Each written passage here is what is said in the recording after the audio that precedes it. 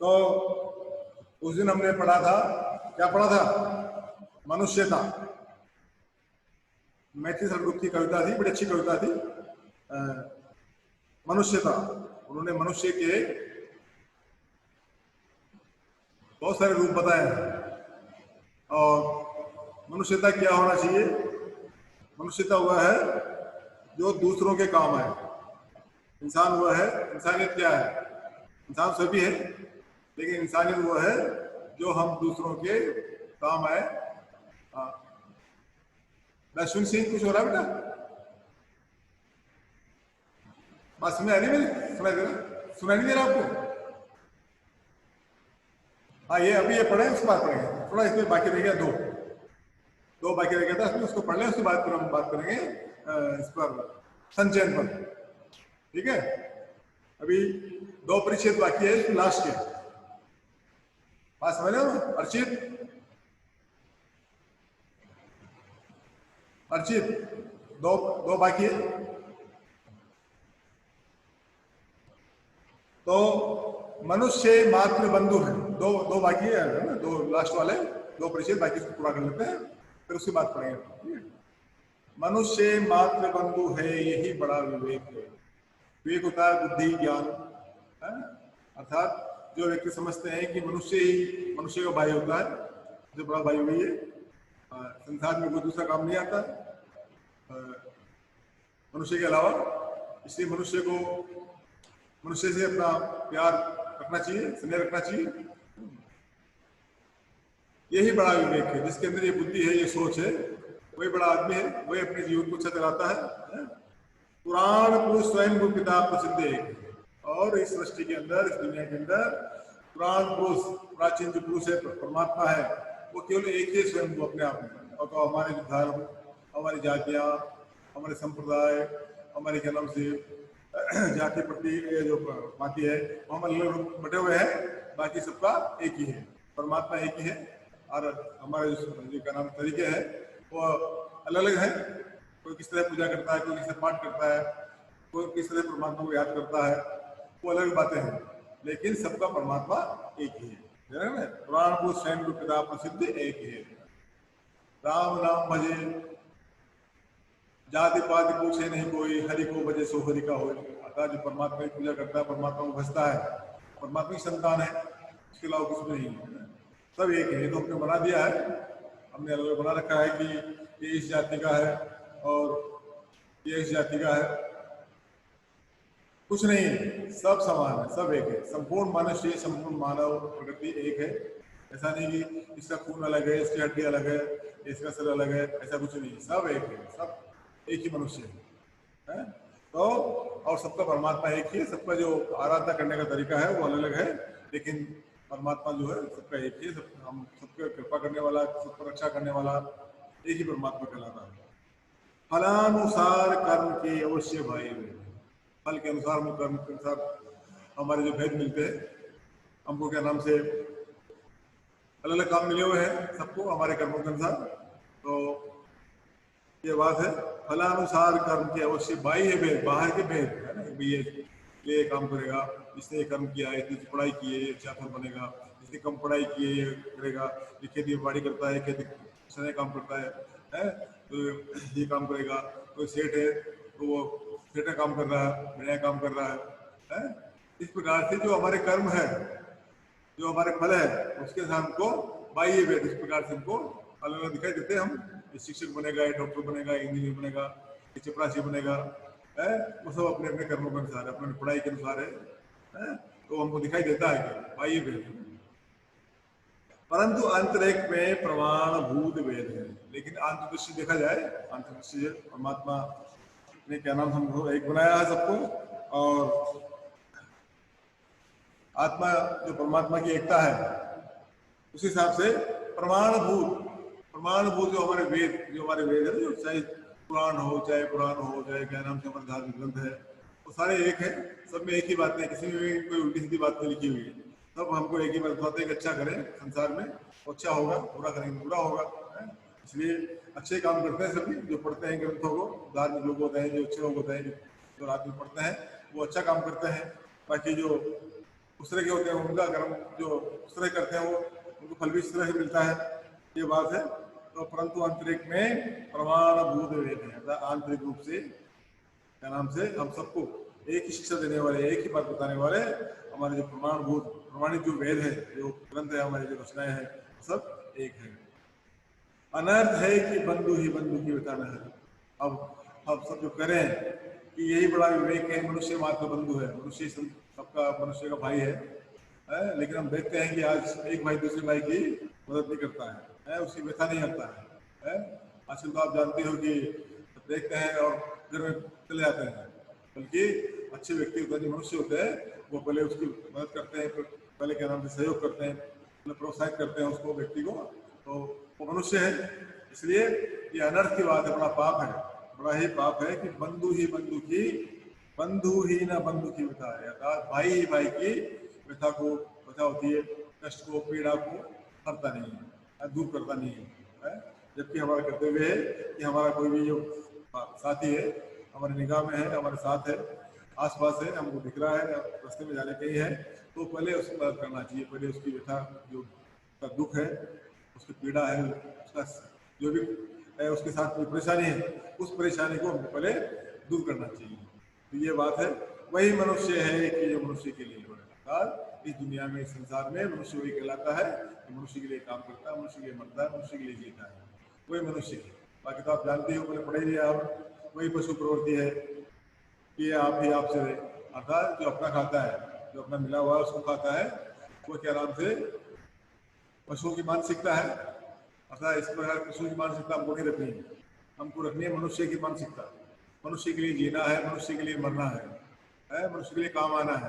भाई कुछ नहीं, थोड़ी सी उम्र है, थोड़ी उम्र है, हाँ जी, यहाँ कोई शाश्वत को बैठा नहीं है जो हमेशा बैठा रहेगा, है सबको जाना है, आया है तो जाएगा, जो भी आया है संसार के अंदर वो सबको जाना है। ऐसा कोई नहीं जो है रहेगा नहीं तो मैं तो अमृत पी के आया हूँ, मैं तो नहीं जाऊँगा यहाँ से, मैं तो हमेशा यहाँ रहूँ, मुझे किसी आवश्यकता नहीं है, किसी भाई की, किसी व्यक्ति की जरूरत नहीं है, ऐसा कोई नहीं सोचता है।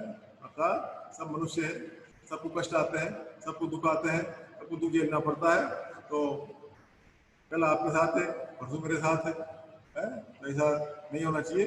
अगर किसी को दुख है, पीड़ा है, तो उस दुख को, पीड़ा को हमको उसको जाकर मदद करना चाहिए, उसको दूर करना चाहिए, है?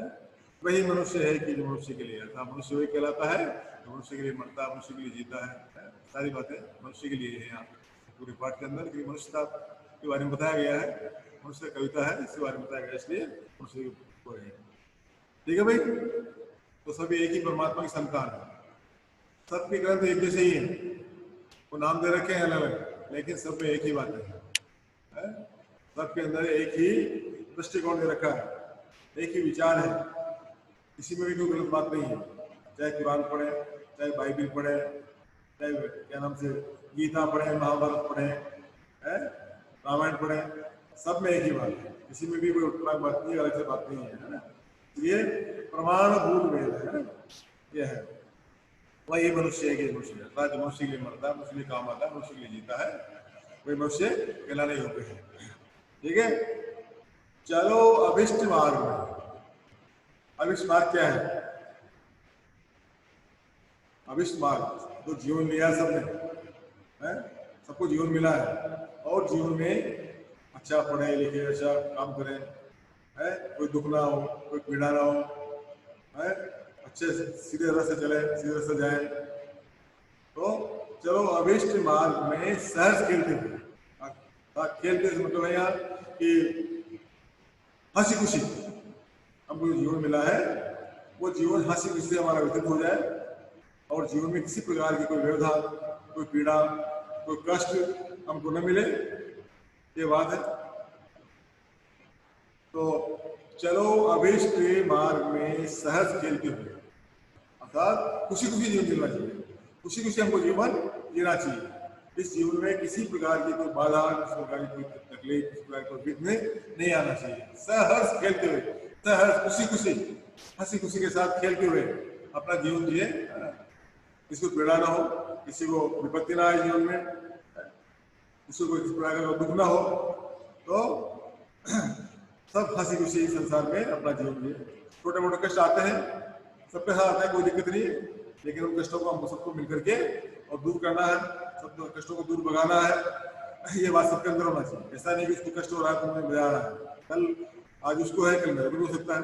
ऐसा कष्ट तो कष्ट है दुनिया के अंदर है, तो हमको क्या नाम से सबके कष्टों का ध्यान रखना है, सबकी पीड़ा को हमको समझना है, तभी हमारा जीवन अच्छा बनता है, अच्छा चलता है।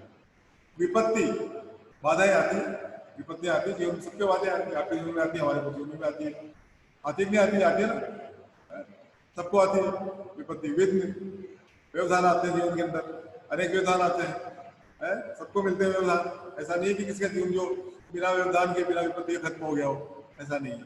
जीवन के अंदर अनेक प्रकार के कष्ट हमको मिलते हैं, अनेक प्रकार के विघ्न व्यवधान हमारे जीवन में आते हैं, जो पड़े उन्हें ढकेलते हैं। अगर आ भी गया आते हैं तो उनको ढकेलते हुए, उनको दूर करते हुए, धक्का देते हुए हम सबको जीना है। अगर आज आपको कोई कष्ट है तो मुझे आपकी मदद करना है, मैं आपको जानता हूँ, हम पड़ोस को जानते हैं, हम क्या नाम समाज में रहते हैं को जानते हैं, हम रिश्तेदार को जानते हैं, सबको जानते हैं।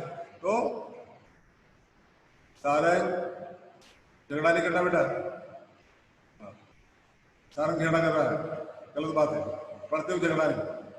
इस प्रकार से हम सबको क्या नाम से एक दूसरे की मदद करते हुए और दुखों को दूर करते हुए, दुखों को भगाते हुए, दुखों को दूर करते हुए आगे बढ़ना है, तभी हमारा जीवन बनेगा।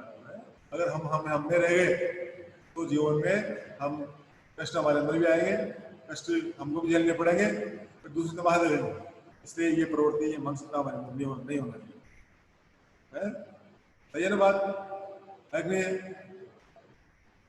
बात सही है। किसी को कष्ट नहीं होना चाहिए, सबको मदद मिलना चाहिए, सबको सहयोग करना चाहिए। अगर मेरा पड़ोसी बीमार है, मेरा पड़ोसी को तकलीफ है, तो मुझे उसकी मदद करना चाहिए, उससे पूछना चाहिए। ये हमारा मनोज्ञान होना चाहिए, इस तरह की भावना होना चाहिए, इस तरह का हमारा प्रेम का भाव होना चाहिए, तभी हमारा जीवन अच्छा चलता है। घटे न हेल मेल है, अर्थात जहाँ हम रहते हैं, इस समाज में रहते हैं, वहां पर हमारा हेल मेल, हमारा भाईचारा, भाईचारा, सदव्यवहार, अच्छा व्यवहार है, वो कम नहीं होना चाहिए। किसी प्रकार की कोई बाधाएं नहीं आना चाहिए। हटे न खेल मेल, हाँ कवि कह रहे हैं कि जहाँ भी रहते हैं वहां पर किसी के प्रति ईर्ष्या द्वेष का भाव नहीं होना चाहिए। होता है लेकिन भूल जाओ उसको, वो भी भूल जाएगा। ऐसा है इंसान, ऐसा है, जैसा आप करेंगे वैसा वो करेगा। तो ऐसा नहीं है, कोई इंसान ऐसा नहीं है जो अपने मन के अंदर ईर्ष्या द्वेष रखता है। सब अच्छी भावना रखते हैं, सब अच्छे विचार रखते हैं। तो इस प्रकार से जहाँ भी समाज में, परिवार में, राष्ट्र में, देश में, राष्ट्रीय स्तर पर हम रहते हैं, वहां पर क्या नाम से हमारा जो भाईचारा, हमारी एकता, हमारी अखंडता, हमारा एक दूसरे के प्रति कुछ करने का भाव, वो कम नहीं होना चाहिए। बड़े में भिन्नता है, अर्थात भिन्नता होती है, अलगाव नहीं होना चाहिए, किसी भी रूप में नहीं होना चाहिए। न जाति के रूप में होना चाहिए, न धर्म के रूप में होना चाहिए, न संप्रदाय के रूप में होना चाहिए, न व्यक्ति के रूप में होना चाहिए। सब समान रहे, सब एक जैसे रहे, सब एक दूसरे के धर्म का आदर करें, सब एक दूसरे के संप्रदाय का आदर करें, सब एक दूसरे की जाति का आदर करें। ऐसा नहीं है हमारे बना रखी है लोगों ने जाति वगैरह, लेकिन एक कोई मतलब नहीं, जाति पाति पूछे नहीं, कोई हरि को भजे से हरि कोई प्रकार। इस प्रकार से जो परमात्मा को बसते हैं तो जाति पति कोई महत्व नहीं रहता है कि ये इस जात का है और जातियों के नाम पर लड़ते हैं, हम बंदी होते हैं। ये खराब है, ये गलत बात है। इस प्रकार की मानसिकता लोगों की नहीं होना चाहिए। दर्शना, हर्षिता, सुन रहे हो बेटा? सुनो बेटा, सुनो पहले है, उसके बाद बात करना, ठीक है? पहले इधर सुनो है। हर्षिता हंस गई, मुस्कुरा रही। तो बड़े में भिन्नता नहीं होना चाहिए, कभी भी जीवन में भिन्नता नहीं आना चाहिए है? किसी भी रूप में, जातिगत रूप में, व्यक्तिगत रूप में, सामाजिक रूप में, सब एक है। ये सारे विचारों को छोड़ देना चाहिए, सबको भूल जाना चाहिए है? केवल मनुष्य है, सारे मनुष्य हैं और मनुष्य की तरह ही काम कर रहे हैं। तो आयुष में घटे रहे हेलमेल, जहाँ रहते हैं, समाज में रहते हैं, परिवार में रहते हैं, राष्ट्र में रहते हैं, देश में रहते हैं, अंतर्राष्ट्रीय स्तर पर कहीं भी हम जहाँ भी रहते हैं, हमारा हेलमेल, हमारा आपसी भाईचारा, हमारा प्रेम भाव, वो कम नहीं होना चाहिए, घटना नहीं चाहिए, ठीक है? और भिन्नता नहीं आना चाहिए, भिन्नता पैदा नहीं होना चाहिए, जाति की दृष्टि से भिन्नता हो गई, पंथ की दृष्टि से भिन्नता हो गई, ये नहीं होना चाहिए। अतर्क एक पंथ के सतर्क पंथ हो सके। सबके अपने विचार है, सबके अपने सिद्धांत है कि नहीं? आपके अलग सिद्धांत है, अपने अलग विचार है, अपना अलग चिंतन है? अतर्क एक पंथ के, मतलब इसके उपरांत भी तर्क से परे, तर्क से परे हम कोई तर्क हमारे बीच में आता है, अपना आपका अपना तर्क है, मेरा अपना तर्क है, लेकिन पंथ के सतर्क पंथ हो सके। लेकिन उसमें हमको इस मार्ग में, जीवन के मार्ग में चलने के लिए सबको सतर्क हो चलना, सावधानी आती है कि कोई कहीं से हमको पीड़ा नहीं पहुंचाए, कोई कष्ट न पहुंचाए, सीधे जाए, और कोई कष्ट भी आता है तो उसको दूर करें। तो अतर्क पंथ एक पंथ है, अर्थात हम सबके अलग सिद्धांत है, तर्क से परे हैं, अलग विचार है, अलग चिंतन है, लेकिन इस जीवन के मार्ग में, इस जीवन में हम सतर्क पंथ के हो सके, अर्थात सब एक यात्री के समान सतर्क, तर्क से ही हम आगे बढ़े तो हमारा जीवन अच्छा चलेगा, हमारा क्या नाम से रोज का जो जीवन है अच्छा रहेगा, हमारा सफल जीवन बनेगा, ये बात है। तभी समर्थ भाव है कि तारता हुआ। समर्थ भाव क्या है अर्पिता? समर्थ भाव सुन रही है? शक्ति का भाव कि मैं समर्थ हूं, मैं शक्तिशाली हूं, मैं ये कर सकता हूं, मैं वो कर सकता हूं, है? समर्थ भाव है कि तारता हुए, तैरने का समर्थ, जीवन को जीने का समर्थ भाव है। जीवन में कुछ कठिनाई आती है तो उसको दूर करने का समर्थ भाव, मदद करने का समर्थ भाव, समर्थ भाव है कि तारता हुआ है। अर्थात जीवन में जो भी हम आए हैं, जीवन जीना है, अच्छा जीना है, और तारता हुआ, खुद भी तैरे, तारने से मतलब तैरना, लेकिन यहाँ तैरने से नहीं है, जीवन जीने से, जीवन में तैरने से है कि मैं भी तैरूं, मेरा जीवन भी अच्छा बने और सामने वाले का जीवन भी अच्छा बने, जो मेरे बगल वाला है, पड़ोसी है, समाज में रहता है, परिवार में रहता है, कुटुंब में रहता है, राष्ट्र में रहता है, अंतर्राष्ट्रीय स्तर पर रहता है, वो भी तैरे, अर्थात मैं भी तैरूं, अर्थात उसकी मदद करें हम। कहने का अर्थ है कि उसकी मदद करना चाहिए, उसको अकेला छोड़ना चाहिए कि मरा तो मरने दो, ऐसा नहीं। अगर कोई कष्ट है, उसको कोई पीड़ा है, तो उसकी पीड़ा को, उसके कष्ट को हमको दूर करना है, यही भाव है जीवन का, है? वही मनुष्य है कि जो मनुष्य के लिए मरे, अर्थात मनुष्य वही कहलाता है जो मनुष्य के लिए मरता है, मनुष्य के लिए जीता है, मनुष्य के लिए काम आता है, मनुष्य मदद करता है, मनुष्य को सहयोग करता है, वही मनुष्य है। बात समझ में आई बेटा? पूरी कविता समझ में आई आपके? पढ़ रहे हो, ध्यान से सुन रहे हो? नहीं आए हो तो डाउट कुछ पूछना, बोले देख लिया करो, कोई बात समझ नहीं आई, कोई अर्थ समझ नहीं आए तो आप पूछ लिया करो।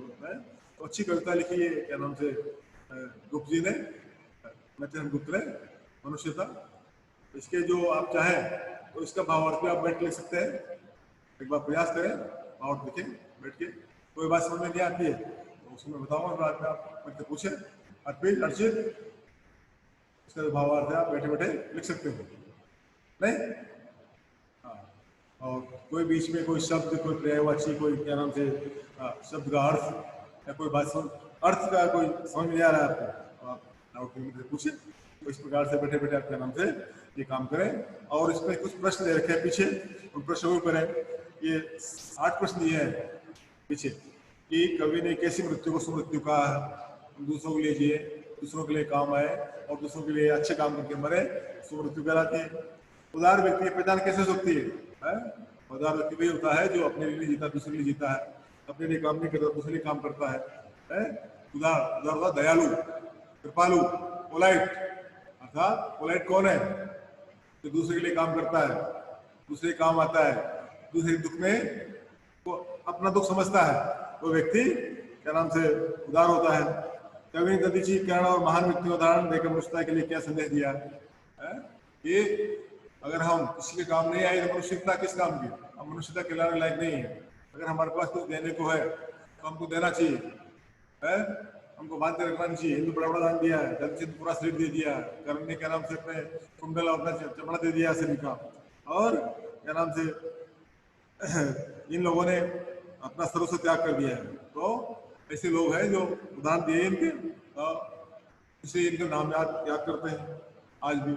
वरना कौन करता, कौन पूछता है इनको, ऋषि कौन पूछता, जन्म को कौन पूछता आज। लेकिन उनके दान की वजह से, उनके क्या नाम से किए हुए कार्य की वजह से ही हम सब उनको याद करते हैं।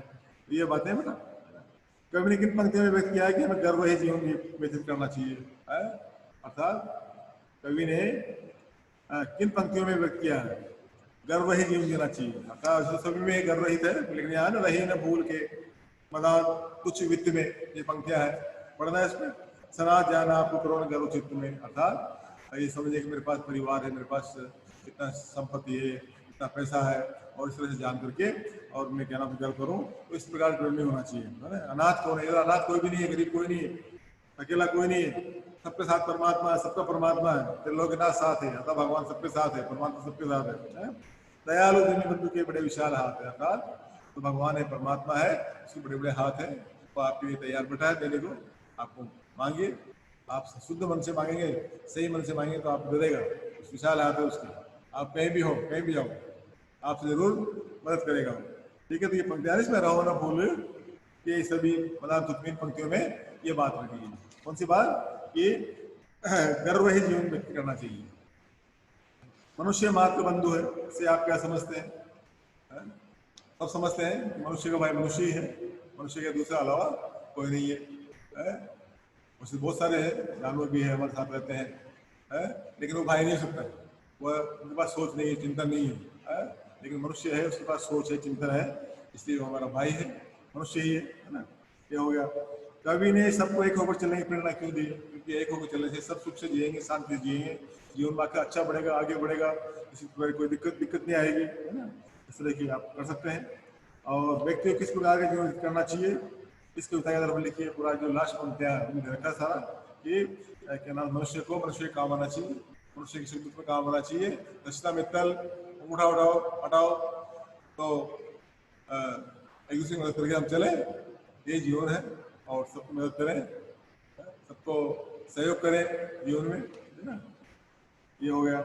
मनुष्यता कविता के माध्यम कवि क्या संदेश देना चाहिए? ये संदेश है कि सबका जीवन अच्छा बने, सब सुख से जिए, शांति से जीवे, किसी के जीवन में कोई दुख ना आए, किसी के जीवन में कुछ पीड़ा नहीं आना चाहिए, सबका जीवन सुख शांति से जीवे, आगे बढ़े, और हम एक दूसरे की मदद करते हुए आगे बढ़े, हैं, सब एक साथ बढ़े, एक साथ चले, लड़ाई झगड़ा न करें, किसी प्रकार का मन के अंदर भाव नहीं रखे, ईर्ष्या द्वेष जातिगत धर्मगत, सब एक है, सारे धर्म एक है, सारी जातियां एक है, प्रत्येक व्यक्ति एक है, तो व्यक्तिगत सामाजिक रूप से ये किसी प्रकार का कोई मन के अंदर भाव नहीं रखना चाहिए, और इस तरह से भाव रखते हुए एक दूसरे मदद करते हुए आगे बढ़ना चाहिए।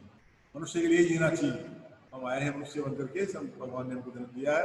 मनुष्य का जन्म एक बार मिलता है, बार बार नहीं मिलता है, अर्थात एक बार के जीवन में हम लड़ गए, मर गए, है, आज उससे लड़ाई, आज पांडा से लड़ाई, आज विक्रम से लड़ाई, आज चौधरी लड़ गए, अच्छी तरह लड़ गए आज, है, तो एक दूसरे के प्रति इस प्रकार से लड़ते हुए आगे बढ़े। लक्ष्मण सिंह लड़ना नहीं, इससे नहीं लड़ना बेटा, है, सबको मदद करते हुए आगे बढ़ना है। सारंग चौधरी समझा बात को? इस प्रकार से आगे बढ़ना है और जीना। तो इस प्रकार से आप इसका भावार्थ भी लिखेंगे, और भावार्थ के साथ उनकी जो क्या नाम से प्रश्नों के उत्तर भी आप देंगे। और कल इसमें हमने 3 पाठ पढ़ लिए हैं, 3 गद्य के हो गए हैं और 3 पद्य के हो गए हैं, है ना। काफी हो गया अभी तो, फिर आगे बढ़ेंगे। संचयन में कुछ नहीं पढ़ा हमने, तो संचयन में हम पढ़ेंगे कल क्या है, हरिहर का, ठीक है। अर्चित कल का नाम संचयन किताब लेके बैठो। अर्पिता सुन रही हो बात को? हाँ, कल संचयन, और संचयन में क्या नाम से पहला जो पाठ है हरिहर का बड़ी अच्छी कहानी है, वैसे पढ़ ली होगी आपने घर बैठे बैठे, नहीं पढ़ी हो तो यहाँ पढ़ाएंगे, क्योंकि हमारे समाज में, सामाजिक जीवन में किस प्रकार से कष्ट आते हैं, दुख झेलने पड़ते हैं, किस प्रकार का जीवन हमको जीना पड़ता है, तो ये कहानी है। तो कल तैयार है ना? कल 2 पीरियड अपना, है ना, दोनों पीरियड में संचित पढ़े पूरी कर लेंगे, फिर उसके बाद व्याकरण देखेंगे, ऐसे हो जाएगा। तो दिक्कत तो नहीं आ रही आपको? कोई परेशानी आ रही बेटा? अश्विन कोई तकलीफ तो नहीं आ रही आपको? Okay, Arpita, any problem?